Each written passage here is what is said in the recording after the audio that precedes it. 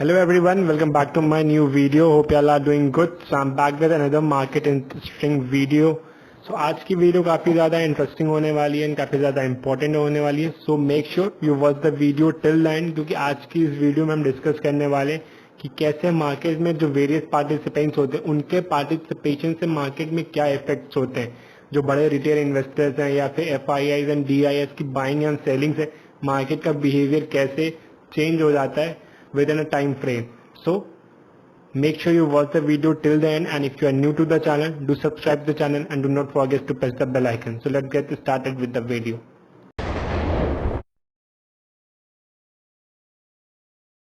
Video का thumbnail है, introduction देख के आपको समझ आ चुका होगा कि वीडियो किस टॉपिक पे होने वाली है. और आज की इस वीडियो में हम यही डिस्कस करने वाले हैं कि कैसे मार्केट में जो वेरियस पार्टिसिपेंट्स होते हैं, वो कोई भी हो, FIIs हो या फिर DIIs हो या फिर जो बड़े रिटेल इन्वेस्टर्स हैं, उनके पार्टिसिपेशन से मार्केट में क्या इफेक्ट पड़ता है. एंड जो स्पेशली जो बड़े रिटेल इन्वेस्टर्स हैं एंड FIIs और DIs हैं, इनकी बाइंग एंड सेलिंग से मार्केट में बिहेवियर में क्या चेंजेस आते हैं. मार्केट अगर किसी पर्टिकुलर लेवल पे है एंड FII DIs की बाइंग हो रही है तो उससे मार्केट पे क्या इफेक्ट पड़ेगा. फिर मार्केट में या फिर FIIs एंड DIs मार्केट में सेल कर रहे हैं तो उससे मार्केट की कंडीशंस एंड बिहेवियर पे क्या इफेक्ट पड़ेगा, और कैसे इनकी बाइंग एंड सेलिंग मार्केट में एक रिटेल इन्वेस्टर्स के लिए ट्रैप का काम करती है. कैसे ये मार्केट में ट्रैप क्रिएट करते हैं जिसमें ज्यादातर रिटेल इन्वेस्टर्स ट्रैप हो जाते हैं, उनकी असल हंटिंग हो जाती है. तो आज हम इसी टॉपिक पर डिस्कस करने वाले हैं कि कैसे इन पार्टिसिपेंट्स का बिहेवियर मार्केट को इफेक्ट करता है एंड उस मार्केट का जो बिहेवियर है वो कैसे रिटेल इन्वेस्टर्स के ऊपर इफेक्ट करता है, उनकी असल हंटिंग कैसे होती है और कैसे मार्केट में ट्रैप होते हैं. सो let's understand with the basics. So market में बहुत तरह के पार्टिसिपेंट्स होते हैं. पहला तो होता है FIIs, फॉरेन इंस्टीट्यूशनल इन्वेस्टर्स कहते हैं इनको. दूसरे होते हैं DIIs, डोमेस्टिक इंस्टीट्यूशनल इन्वेस्टर्स कहते हैं इनको. एंड तीसरा जो थर्ड कैटेगरी होती है वो बेसिकली रिटेल में होती है. रिटेल में भी कुछ क्लासिफिकेशन है. जो बिग प्लेयर्स हैं मार्केट में जिनका डोमिनेंट पोजीशन होता है, जो या फिर ग्रुप ऑफ पीपल या फिर कोई एक इंस्टीट्यूट है जो डोमेस्टिकली पार्टिसिपेट कर रहा है मार्केट में, पर वो रिटेल की कैटेगरी में कैटेगराइज होता है. सो तीसरी कैटेगरी होती है रिटेलर्स की. तो रिटेलर्स का उतना इफेक्ट नहीं होता है मार्केट में. वो मार्केट को इतने डोमिनेंट पोजीशन नहीं होती कि मार्केट का बिहेवियर या फिर पैटर्न चेंज कर सके. दो कुछ ऐसे भी रिटेल इन्वेस्टर्स हैं जिनके पास काफी ज्यादा कैपिटल है या फिर वो इंडिविजुअली नहीं मार्केट में पार्टिसिपेट करते, उनका एक ग्रुप है या फिर एक डोमेस्टिकली वो एक अपना इंस्टीट्यूट बनाकर डोमेस्टिकली पार्टिसिपेट करते हैं, तब वो कहीं ना कहीं मार्केट का बिहेवियर चेंज कर सकते हैं. बट रिटेलर्स के ऊपर मार्केट इतना डिपेंडेंट नहीं होता है उसका बिहेवियर. दो FIIs एंड DIs का डाटा काफी ज्यादा मार्केट को इफेक्ट करता है, क्योंकि जब भी एक ज्यादा वॉल्यूम में हमें बाइंग या फिर सेलिंग देखने को मिलती है तो वहां कहीं ना कहीं मार्केट में हमें थोड़ा सा चेंज देखने को मिलता है. सो अगर FIIs की बात करें तो FIIs basically foreign institutional investors होते हैं जो बाहर की कंपनीज होती हैं या फिर बाहर के इंस्टीट्यूट्स होते हैं, वो इंडियन मार्केट में बाइंग एंड सेलिंग करते हैं. सो let's understand. So FIIs basically foreign institutional investors होते हैं जो बाहर की कंपनी होती है या बाहर के इंस्टीट्यूट्स होते हैं, वो इंडियन कंपनी में आके इन्वेस्ट करते हैं. तो इनकी बाइंग एंड सेलिंग से काफी ज्यादा मार्केट इफेक्ट करता है. क्यों करता है? क्योंकि जो FIIs एंड DIs की सेलिंग होती है तो इनकी सेलिंग की या फिर इनकी बाइंग के बिहेवियर की वजह से जो रिटेल इन्वेस्टर है वो भी अपनी पोजीशन को कैरी फॉरवर्ड करता है. फॉर एग्जाम्पल अगर FII किसी पर्टिकुलर स्टॉक में या फिर किसी भी इंडेक्स में बाइंग कर रहे हैं तो उनकी बाइंग की वजह से कहीं ना कहीं जो डोमेस्टिक इन्वेस्टर्स हैं या फिर जो रिटेल इन्वेस्टर्स हैं वो भी अपनी पोजीशन को कैरी फॉरवर्ड करते हैं. सपोज किसी FII ने निफ्टी बैंक में बाइंग कर ली मार्केट क्लोजिंग के आसपास, तो उसे देखकर जो डोमेस्टिक इन्वेस्टर होता है या फिर जो रिटेल इन्वेस्टर उसको भी लगता है कि अगर इसमें FII बाई कर रहा है इट मीन्स उसमें कुछ को होने वाला है, फिर इसमें वॉल्यूम क्रिएट होगा, जिसकी वजह से वो भी जो रिटेल इन्वेस्टर होता है वो भी बाइंग करता है. अगर वही FII किसी पर्टिकुलर इंडेक्स में या फिर स्टॉक में सेलिंग कर रहा है तो उसको देख करके जो रिटेल इन्वेस्टर होता है वो भी अपनी पोजीशन को कैरी फॉरवर्ड करता है एंड वो भी मार्केट में सेलिंग करने की कोशिश करता है. क्यों करता है? क्योंकि मार्केट में एक मानना है कि आपको मार्केट के साथ चलना है, आपको मार्केट के ट्रेंड को पकड़ना है, आपको मार्केट के अगेंस्ट नहीं जाना, आपको मार्केट के साथ में चलना है. एंड दूसरी चीज कि जो एफआईआईज कर रहे हैं फिर जो बड़े प्लेयर्स कर रहे हैं आपको वही करना है, क्योंकि ये माना जाता है कि एफआईआईज एंड डीआईआई जो भी करते हैं वो सही करते हैं। तो इसकी वजह से कहीं ना कहीं जो रिटेल इन्वेस्टर है उसकी भी बाइंग एंड सेलिंग की पोजीशंस बनती हैं, उसका भी बिहेवियर कहीं ना कहीं इनकी वजह से चेंज होता है। एंड अगर डीआईआईज की बात करें तो वो भी इन्हीं की तरह काम करते हैं, एफआईआईज की तरह वो भी अपनी पोजीशंस को कैरी करते हैं। तो उसको देख के भी कहीं ना कहीं रिटेल इन्वेस्टर्स जो होते हैं या फिर रिटेल ट्रेडर्स जो होते हैं वो अपनी पोजीशंस को कैरी करते हैं और उन्हें लग रहा है कि DIIs and FI particular stock में या फिर इंडेक्स में सेलिंग कर रहे हैं या फिर बाइंग कर रहे हैं। अगर सेलिंग आ रही है तो वो भी अपने पोजीशंस को सेलिंग की तरफ फॉरवर्ड करते हैं, कैरी फॉरवर्ड करते हैं। अगर बाइंग देखते हैं कि एफआईआईज डीआईआईज बाइंग कर रहे हैं तो रिटेल इन्वेस्टर भी सोचता है कि हम भी बाइंग कर ले, ताकि हम अगर मार्केट में कोई मूव आए तो उसको कैप्चर कर सकते हैं। अब एफआईआईज डीआईआईज के पास इतनी कैपिटल होती है जिसकी वजह से ये मार्केट में एक डोमिनेंट पोजीशन में होते हैं। ये मार्केट का बिहेवियर और ट्रेंड कभी भी किसी भी पर्टिकुलर टाइम फ्रेम पे पर्टिकुलर प्राइस से चेंज कर सकते हैं। फॉर एग्जांपल अगर कोई भी स्टॉक फॉर इंस्टेंस 100 रुपए के आसपास है, एफआईआईज डीआईआईज ने वहां पे बाइंग कर ली तो उसमें काफी ज्यादा अच्छा मोमेंटम देखने को मिलता है, क्योंकि वहां पे वॉल्यूम क्रिएट होता है। एंड यही देख करके जो रिटेल इन्वेस्टर होता है फिर रिटेल ट्रेडर होता है वो उस पर्टिकुलर स्टॉक में एंटर कर जाता है। एंड जैसे ही वो एंटर करता है उसे थोड़ी देर बाद मार्केट वहां से रिवर्स हो जाता है तो उसे लगता है कि मैं ट्रैप हो गया। तो इसी तरह मार्केट में ट्रैप्स क्रिएट करे जाते हैं सो दैट कि वो रिटेल इन्वेस्टर्स की एसेट हंटिंग वहां पे हो सके। सो एफआईआईज डीआईआईज डोमिनेंट पोजीशन पे होने की वजह से अपनी इस पोजीशन का फायदा उठाते हैं और मार्केट में वो मार्केट ट्रैप क्रिएट करते हैं फॉर रिटेल इन्वेस्टर्स और ट्रेडर।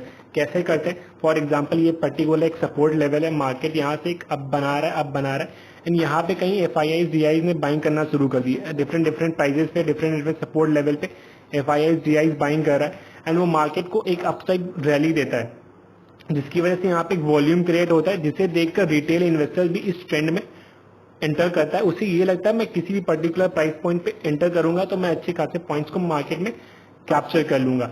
सो फॉर इंस्टेंस यहाँ पे एफआईआई ने बाइंग करी, यहाँ पे एफआईआई ने बाइंग करी, यहाँ पे डीआईआई एफआईआई ने बाइंग करी, एक अच्छा मार्केट में वॉल्यूम और एक अच्छी रैली क्रिएट होती है, जिसकी वजह से रिटेल इन्वेस्टर जो है यहाँ पे एंटर करता जाता है। और जैसे ही रिटेल इन्वेस्टर यहाँ पे एंटर करता है एफआईआई एंड डीआईआई यहाँ पे सेलिंग करना स्टार्ट कर देते हैं। वो पर्टिकुलर डिफरेंट प्राइस लेवल्स पे सेलिंग करते हैं, जिसकी वजह से यहाँ पे जिसने एंटर किया वो ट्रैप हो जाता है। तो ऐसे मार्केट में ट्रैप क्रिएट किए जाते हैं for the retail investors. And वो क्यों होता है? क्योंकि जब यहाँ से एफआईआई डीआई ने बाइंग स्टार्ट करना शुरू किया तो उनके टारगेट्स ऑलमोस्ट यहाँ से हिट हो जाते हैं एंड जैसे उनके टारगेट्स हिट होते हैं तो यहाँ से उनकी प्रॉफिट बुकिंग स्टार्ट हो जाती है, जिसकी वजह से मार्केट में एक अच्छा खासा हमें फॉल देखने को मिलता है। एंड इसी की वजह से मार्केट में ज्यादातर रिटेल इन्वेस्टर्स या फिर ट्रेडर ट्रैप हो जाते हैं। सो इस तरह कहीं ना कहीं एफआईआई डीआई ने डोमिनेंट पोजीशन का यूज करके मार्केट में ट्रैप क्रिएट करते हैं। सो नाउ लेट्स अंडरस्टैंड कि चार्ट पे इसको हमें कैसे आइडेंटिफाई करना है कि हाँ ये हमारे लिए एक ट्रैप हो सकता है या फिर यहाँ पे बाइंग आई है। एफआईआई एंड डीआई ने यहाँ पे काफी हैवी अमाउंट में बाइंग करी या फिर पंपिंग एंड डंपिंग करी। So let's understand this on chart of. सो हम चार्ट पे समझते हैं कि कैसे एफआईआईज एंड डीआईज की बाइंग एंड सेलिंग मार्केट के बिहेवियर के और मार्केट के ट्रेंड को चेंज करती है। एंड इस ट्रेंड और इस बिहेवियर के चेंज होने से कैसे रिटेल इन्वेस्टर इस ट्रैप में फंस जाते हैं और वो अपना एसएल एंटिंग और लॉस कर देते हैं। So now let's see this on the live chart. तो बैंक निफ्टी का ये चार्ट है, टाइम फ्रेम 5 मिनट, डेट है फ्राइडे का चार्ट है ये, last trading session means 11th of अगस्त का चार्ट है ये।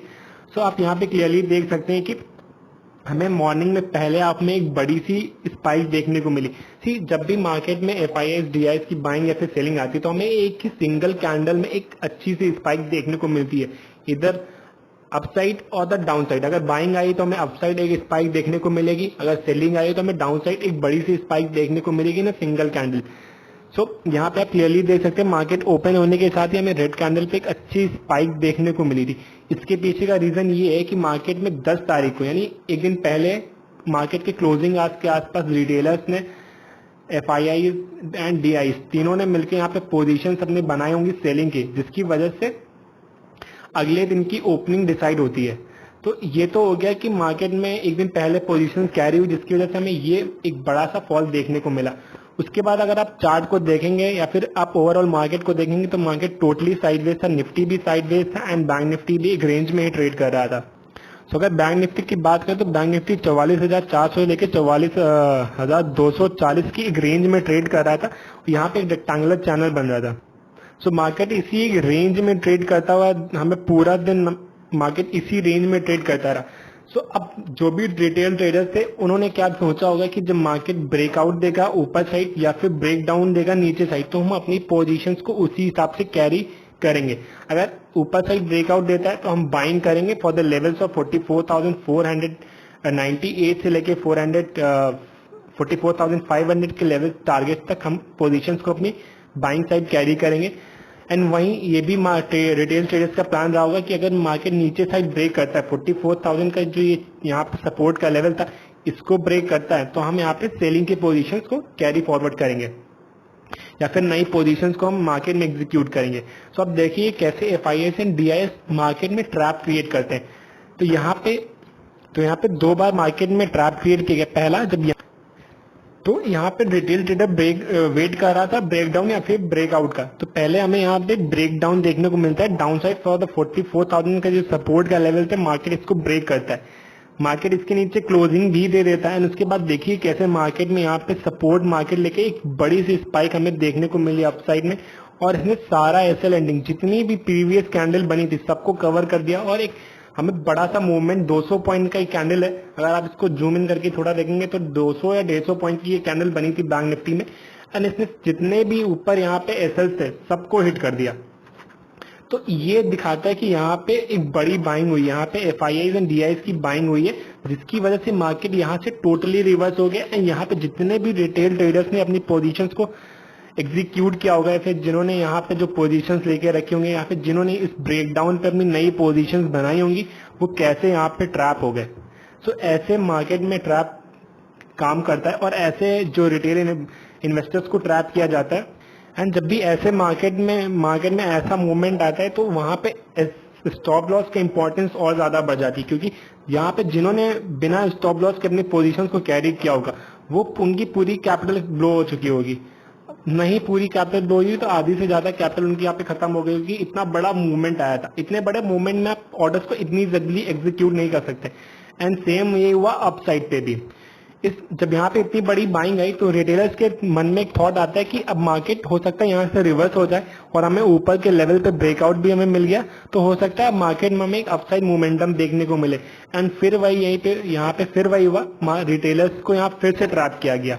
मार्केट ने ये स्पाइक लगाई, उसके बाद फिर हमें एक बड़ा सा डाउनफॉल देखने को मिला। सो इस तरह से एफआईआईज एंड डीआईज अपने डोमिनेंट पोजीशन का यूज करके मार्केट में ट्रैप्स क्रिएट करते हैं सो दैट वो रिटेलर्स की एसेट हंटिंग कर सके।